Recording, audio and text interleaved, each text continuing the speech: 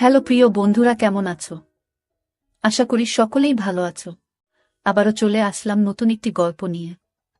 গল্পটি শেষ পর্যন্ত শুনলে তোমাদের দাঁড়িয়ে যাবে। স্ত্রী ঝর্ণা এবং ছেলে জয়কে নিয়ে তিনি বেশ সুখে দিন কাটাচ্ছেন। পরিমল সাহেব উচ্চপদস্থ পদে চাকুরি করেন। তার বয়স ৫৬ বছর, স্ত্রী ঝর্ণার বয়স ৪৮ বছর, গৃহবধূ এবং ছেলে জয় ১৮ বছরের এক টগবগে তরুণ। জয়কে নিয়ে আজকাল পরিমল সাহেবের ভীষণ চিন্তা হয়। যা দিনকাল পড়েছে, ছেলেমেয়েরা তাড়াতাড়ি নষ্ট হয়ে যাচ্ছে। তিনি সারাদিন অফিস নিয়ে ব্যস্ত থাকেন, ছেলের দিকে নজর দেওয়ার সময় পান না। তবে ঝর্ণার উপরে তার আস্থা আছে। সে ছেলের সব খোঁজ খবর রাখে। মিসেস ঝর্ণা সারাদিন সংসারের কাজ নিয়ে ব্যস্ত থাকলেও ঠিকভাবে ছেলের দেখভাল করে। জয় নতুন কলেজে ভর্তি হয়েছে। ওর যেন নতুন জন্ম হয়েছে।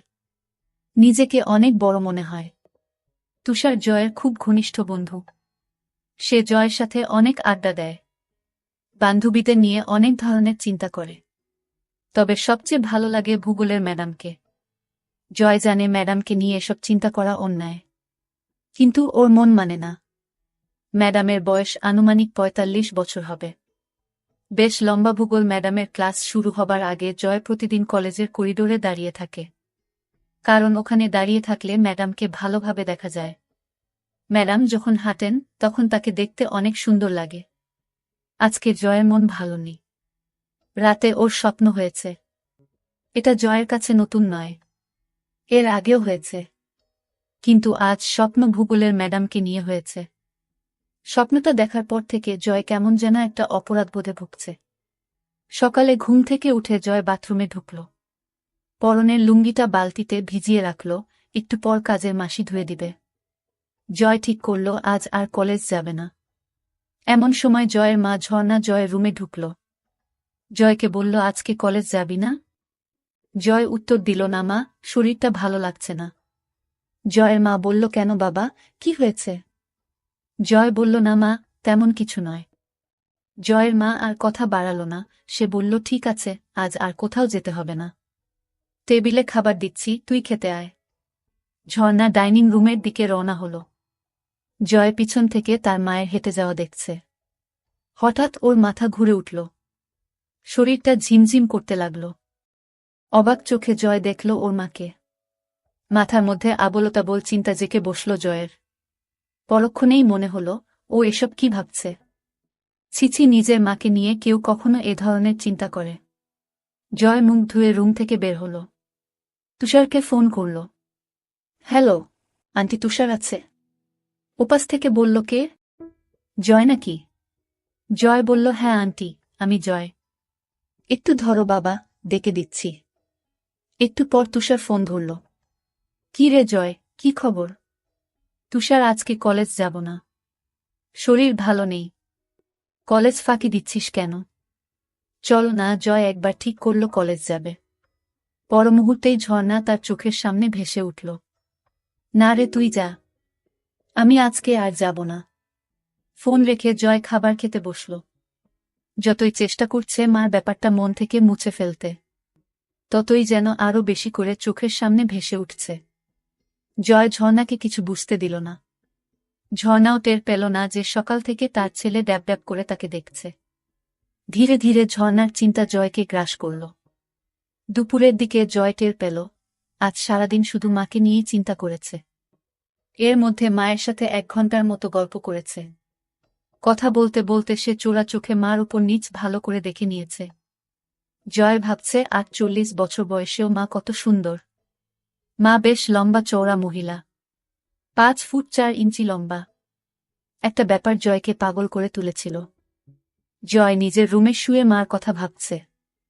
যতই ভাবছে তত মার প্রতি এক তীব্র আকর্ষণে পাগল হয়ে উঠছে। মার গলা শুনে জয়ের চিন্তার জাল ছিন্ন হল। জয়, এই জয়। হ্যাঁ মা, বলো। আমি স্নান করতে গেলাম। কেউ এলে দরজা খুলে দিস। ঠিক আছে। হঠাৎ জয়ের মাথায় একটা দুষ্টু বুদ্ধি চাপল। স্নান করা অবস্থায় দেখলে কেমন হয়? কিভাবে দেখবে ভেবে পাচ্ছে না। হঠাৎ ওর মনে পড়ল, ওরা যখন এই বাসায় প্রথম আসে তখন মার রুমের বাথরুমে ফলস ছাদে পুরানো মালপত্র রেখেছিল। তখনই খেয়াল করেছিল ছাদে 2 ইঞ্চি একটা ছিদ্র আছে। শুধু তাই নয়, ওই বাথরুমের ছাদে তার রুমের বাথরুমের ছাদ থেকেও যাওয়া যায়। জয় এক লাফে ওর বাথরুমের ছাদে উঠে মার বাথরুমের ছাদে গেল। ছাদে একটা কাগজের কার্টুন বিছানো রয়েছে। জয়ের বুক টিপটিপ করছে, হাত কাঁপছে। কার্টুনটা সরালেই মাকে দেখতে পাবে। আস্তে আস্তে কার্টুন সরিয়ে ছিদ্র দিয়ে ভিতরে চোখ রাখল। মা এখনো বাথরুমে ঢুকেনি। জয় আর উত্তেজনা ধরে রাখতে পারছে না। ছাদে বসে মার অপেক্ষা করতে লাগল। কয়েক মিনিট পর মিসেস ঝর্ণা বাথরুমে ঢুকল। জয় নিঃশ্বাস বন্ধ করে দেখতে লাগল। ঝর্ণা টুথব্রাশে পেস্ট লাগিয়ে আয়নার সামনে দাঁড়িয়ে দাঁত ব্রাশ করতে লাগল। ঝর্ণা এবার শাওয়ারের নিচে দাঁড়িয়ে স্নান করতে লাগল। জয় বুঝতে পারল মা আর বেশিক্ষণ বাথরুমে থাকবে না। জয় হাতের কাজ শুরু করে দিল। 2 মিনিটের মাথায় জয়ের কাজ শেষ হয়ে গেল। ঝর্ণা বাথরুম থেকে বের হল, জয়ও নিচে নামল। দুপুরে মা ছেলে একসাথে খেতে বসল। খাওয়ার পর জয় নিজের রুমে শুয়ে একটা বই পড়তে লাগল। বইতে মা ও ছেলের অনেক গল্প আছে। সে মজা করে গল্পগুলো পড়তে লাগল। ঘণ্টা খানেক পর জয় শুনতে পেল মার ঘরে ফোন বাজছে। ঝর্ণা ফোনে কথা জয়কে ডাকল। জয়, ঘুমাচ্ছিস নাকি? না মা, বলো। তোর বড় জেঠির শরীরটা আবার খারাপ করেছে। বাসায় কেউ নেই। তুই যা তো বাবা। আশেপাশে কোনো ডাক্তার থাকলে সাথে নিয়ে যা। জয় ঝটপট রেডি হয়ে রওনা দিল। জয় পৌঁছে দেখে জেঠির শরীর যতটা খারাপ ভেবেছিল ততটা খারাপ না। জয়ের জেঠির বয়স 50 বছরের মতো হবে। জয়কে জেঠি নড়ে উঠল। জয়, এসেছিস? জেঠি, তোমার শরীর কি খুব খারাপ? হ্যাঁ বাবা, সকাল থেকে শরীরটা খুব ব্যথা করছে। ডাক্তার ডাকব? ডাক্তার লাগবে না। এখন কেমন বোধ করছো? ওই যে বললাম, খুব ব্যথা। কোথায় ব্যথা করছে? পিঠে আর কোমরে। ম্যাসাজ দিলে ভালো লাগবে? বুঝতে পারছি না। জয় ম্যাসাজ শুরু করল। কিছুক্ষণ পর জয় বুঝতে পারল জেঠির ব্যথা কমছে। ভালো লাগছে জেঠি? হ্যাঁ বাবা, খুব ভালো লাগছে। ঘুম ঘুম ভাব হচ্ছে। ঠিক আছে, তুমি ঘুমাও। কয়েক মিনিটের মধ্যে মিনু ঘুমিয়ে গেল। তার নিঃশ্বাস ভারী হয়ে উঠল। এদিকে জয় বাসা থেকে বের হওয়ার পর মা জয়ের রুমে ঢুকল। ছেলেটা সবকিছু অগোছালো করে রাখে। রুম গোছাতে গোছাতে ঝর্ণা হঠাৎ বালিশের নিচে একটা বই আবিষ্কার করল। বই খুলে দেখে ঝর্ণার চোখ কপালে উঠে গেল, মাথা বনবন করে ঘুরতে লাগল। ছিছি জয়, এসব কি পড়ে? হারামজাদা, আজকে বাসায় আসো। পিঠের চামড়া তুলে ফেলব। ছিছি জয়, এত নিচে নেমে গেছে। এই বয়সেই এসব গল্পের বই পড়ে, কি মনে হাতেই ঝর্ণা পড়ার জন্য বই খুলল। পড়তে পড়তে তার 2 চোখ আবার কপালে উঠে গেল। ছিছি, এমন গল্প কেউ কিভাবে লিখতে পারে? পড়ব না করেও ঝর্ণা গল্পটা পুরো শেষ করল। গল্প পড়ে ঝর্ণা আর থাকতে পারল না। এক দৌড়ে বাথরুমে ঢুকে হড়হড় করে বমি করে দিল। মুখ ধুয়ে কিছুটা সুস্থ হয়ে বাথরুম থেকে বের হল। কথায় আছে, নিষিদ্ধ জিনিসের প্রতি মানুষের সবসময় আকর্ষণ থাকে।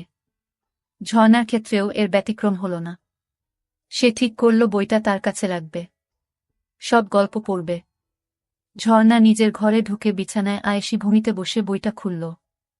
বই পড়তে পড়তে ঝর্ণা টের পেল তার উরু বেয়ে একটা পানির ধারা পেয়ের দিকে নেমে যাচ্ছে। ঝর্ণা বুঝতে পারল ব্যাপারটা কি হচ্ছে। ঝর্ণা বুঝতে পারছে না জয়কে এই ব্যাপারে কোনো শাস্তি দিবে কিনা। বিকালে জয় বাসায় ফিরল। রুমে ঢুকে দেখে বইটা নেই। বাসায় মা ছাড়া আর কেউ নেই। তাহলে মা কি বইটা নিয়েছে? জয় প্রচণ্ড ভয় পেল। মা যদি বইটা নিয়ে থাকে তাহলে কি হবে? মা যদি গল্পগুলো পড়ে তাহলে খুব লজ্জার ব্যাপার হবে। সন্ধ্যার দিকে জয়ের সাথে ঝর্ণার দেখা হল। কি রে, তোর জেঠির অবস্থা কেমন? এখন অনেকটা ভালো। মা ছেলের মধ্যে আরও কিছুক্ষণ কথাবার্তা হল। ঝর্ণা রান্নাঘরে গেল। জয় তার রুমে এসে শুয়ে পড়ল। চোখ বন্ধ করতেই ঝর্ণার কথা ভাবতে লাগল। ওদিকে ঝর্ণা রান্নাঘর থেকে নিজের ঘরে যেয়ে বাকি গল্পগুলো পড়তে লাগল। বেশিরভাগ গল্পই মাছেলের নিয়ে। ঝর্ণা গরম হয়ে গেল। কি করবে ভেবে পাচ্ছে না। ঝর্ণা কি করবে? রান্নাঘরে বেগুন নেই। হঠাৎ মাথায় একটা বুদ্ধি এলো। ঝর্ণার মাথা খারাপ হয়ে গেছে, কি করছে নিজেই জানে না। হাতের কাছে মোম ছিল। সেটা দিয়ে সেদিনের মতো কাজ সারল। সন্ধ্যার পরে জয় আড্ডা মারতে বের হল। এই ফাঁকে ঝর্ণা জয়ের রুমে ঢুকল। খুঁজতে খুঁজতে বিছানার নিচে কিছু সিডি পেল। একটা সিডি নিয়ে প্লেয়ারে চালিয়ে সোফায় বসল।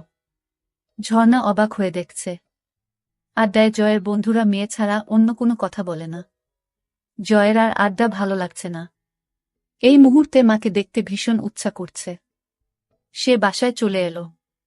এদিকে ঝর্ণা শুয়ে তার ছেলের কথা ভাবছে। মুহূর্তেই আবার ভাবছে, ছিস ছিস, নিজের ছেলেকে এসব কি ভাবছি। ধীরে ধীরে জয়কে নিয়ে তার ভাবনা প্রখর হতে লাগল। পরিমল সাহেবের বয়স হয়েছে।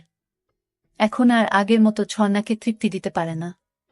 কখনো কখনো ঝর্ণার চরম পুলক হওয়ার আগেই পরিমল সাহেব হাঁপিয়ে যায়। সব মিলিয়ে ধীরে ধীরে ঝর্ণার সমস্ত ভাবনা জুড়ে তার ছেলে জয় এসে পড়ল। রাতে ঝর্ণা ও জয় একসাথে খেতে বসল। ঝর্ণা আর চোখে লক্ষ্য করল জয় ড্যাব ড্যাব করে তাকে দেখছে। মাঝরাতে জয়ের ঘুম ভেঙে গেল। এদিকে সারা রাত ধরে ঝর্ণা ঘুমাতে পারেনি। যখনই চোখ বন্ধ করে তখনই জয়ের চেহারা ভেসে ওঠে। ঝর্ণা বুঝতে পারছে না কি করবে।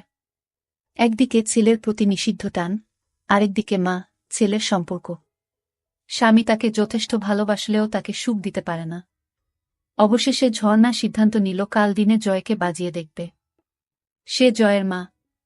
জয়ের মনে কিছু থাকলে ভয়ে সে সেটা প্রকাশ করবে না। প্রথম সুযোগ তাকেই দিতে হবে।